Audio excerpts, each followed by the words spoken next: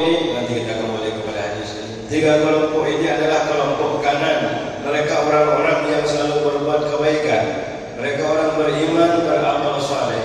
Tempat kembalinya dijelaskan Allah di panjang surah ini. Mereka nanti bernikmat di dalam surganya Allah Subhanahu wa ta'ala.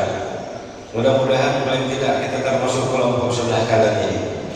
Kemudian ashabul masy'amah, orang-orang yang di kelompok kiri ini, dijelaskan bagaimana nanti kembalinya mereka ke dalam neraka, bagaimana penderitaan mereka, bagaimana minuman mereka di dalam neraka. Dijelaskan pula di dalam surah itu dengan jelasnya.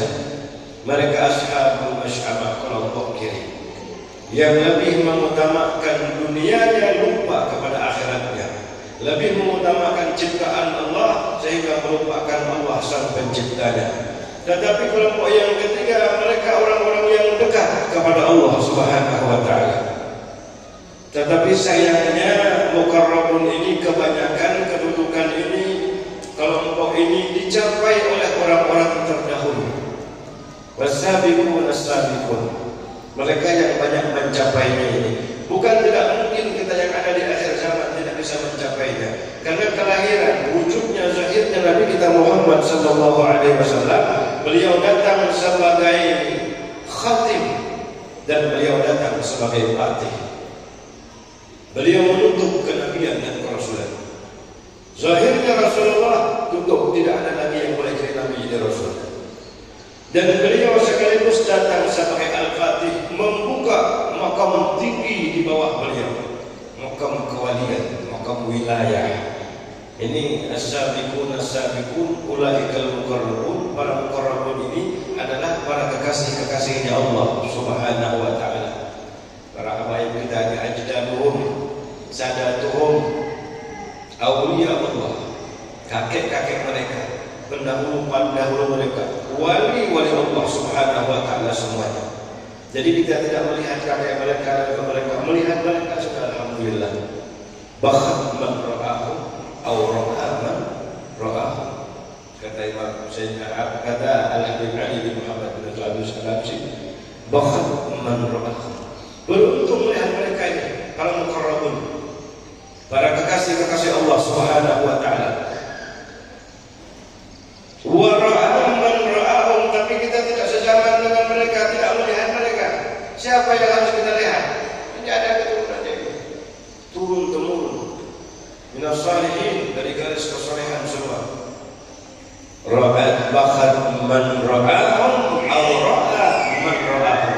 Beruntung langsung melihat mereka atau melihat orang yang telah melihat mereka, bersambung itu. Malam ini kita beruntung di sini. Tadi saya sekedar hanya membuka saja itu bahwa 3 kelompok. Sebenarnya yang saya khitab di sini adalah al-muqarrabun, orang-orang yang sudah sampai usul kepada Allah Subhanahu wa ta'ala. Mereka ini kalau kita dekati, jangan kita jauhi, kita akan dihantarkan kepada Allah Subhanahu wa ta'ala. Al-Imam Al-Habib Abdullah bin Ali bin Haddad, beliau pernah mengatakan, jalan yang kami tempuh ini, kata beliau, jalannya para rijal, jalan ini adalah jalan yang tinggi lagi terjal, tidak mampu dijalani, ditapaki oleh siapapun kecuali oleh kami. Apa beliau berhenti pada perkataan itu? Kalau beliau berhenti putus asa kita, tapi tidak. Apa kata beliau selanjutnya? Maka letakkan tanganmu pada tangan kami, kami antarkan kalian kepada Allah. Sallallahu alaihi Nabi Muhammad. Kita tidak mampu menjalani jalan mereka, cuman kita tidak ditinggalkan oleh mereka. Pegang tangan kami. Ini malam hari ini kita meletakkan tangan di tangannya para aulia Allah Subhanahu wa ta'ala, di tangannya Syekh Imam Al-Muhajir Allah Ahmad bin Isa yang ditawassuli tadi, di tangannya Syekh Imam Al-Faqih Muhammad bin Ali Ba'alawi, di tangannya Syekh Abu Bakar bin Salim, di tangannya Habib Abdul Rahman bin Muhammad As-Sugab, di tangannya Habib Abdul Rahman bin Muhammad Al-Jufri.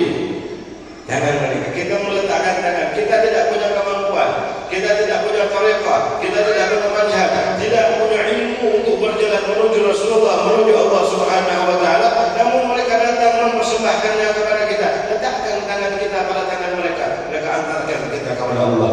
Ini maulid yang kita baca, bukan orang sembarang yang punya maulid ini, orang yang sudah sampai sampai kepada Allah Subhanahu wa ta'ala. Sayyidina Habib Umar bin Muhammad bin Salim bin Habib bin Syarif bin Salim bukan orang sembarangan. Ini kewalian beliau seandainya dibukakan oleh Allah tidak mampu hidup manusia dalam dunia.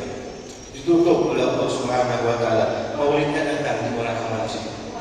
Datang ke masjid kita, datang ke diri kita, masuk ke diri kita. Yang kita baca tadi, ya Rabbi shalli ala Muhammad. Siapa? Sama mana itu? Kita masuk ke diri. Habibika syafi'in musyafa, masuk ke sini sudah. Masuk ke sini. Itu hubungan, irtibat namanya. Kita tidak punya apa-apa, bukan siapa-siapa. Jangan tidak punya hubungan dengan orang-orang yang sampai kepada Allah Subhanahu wa ta'ala. Saya disuruh bukan bangga-banggaan sekedar cerita saja. Malam Selasa majelis burdah, hari Selasa majelis taklim, malam Jumat majelis maulid. Tapi apa yang saya sampaikan kepada jamaah, kalau bisa hadir, usahakan hadir di majelis burdah, maulid. Kalau bisa hadir, usahakan hadir. Kalau memang uzur ya bagaimana? Tapi satu kata saya, kalau majelis Rasulullah datang di sebuah jangan tidak hadir. Bukan apa ini, karena bukan membanding-bandingkan, tidak. Apa yang kita rasakan. Saya alhamdulillah sejak berada di majelis Rasulullah berkhidmah kepada beliau, tidak bisa saya hitung barakah kebaikan yang diberikan oleh Allah Subhanahu wa ta'ala. Mudah-mudahan itu selalu diberikan Allah kepada kami dan kepada kita semua, dan mudah-mudahan kita diberi ikhlas oleh Allah, mudah-mudahan kita diberi istiqamah oleh Allah Subhanahu wa ta'ala.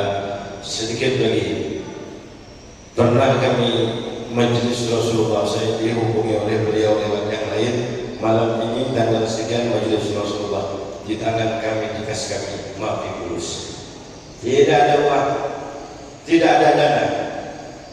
Begitu informasi beliau sampai kepada kami, saya bilang, iya kan, siap insya Allah. Begitu kami siap, rupanya Allah pun siap. Jadi dana tidak ada, waktu sudah dekat. Walhasil, bukan lagi dana tidak ada, dana berlebihan sampai selesai acara. Jadi kalau kita ragu-ragu, Allah pun mikir-mikir. Ini pengalaman kami. Sebelum majelis Rasulullah, di sini majelis Rasulullah hanya sekedar sharing saja. Begitu kita iyakan, Allah pun mengiyakan. Yakin saja. Insya Allah, mudah-mudahan kita diikhlaskan oleh Allah, diistiqamahkan oleh Allah Subhanahu wa ta'ala sampai kita jumpa dengan Nabi Muhammad sallallahu alaihi wasallam. Amin ya rabbal alamin. Ini saja yang dapat kami sampaikan. Mohon ampun.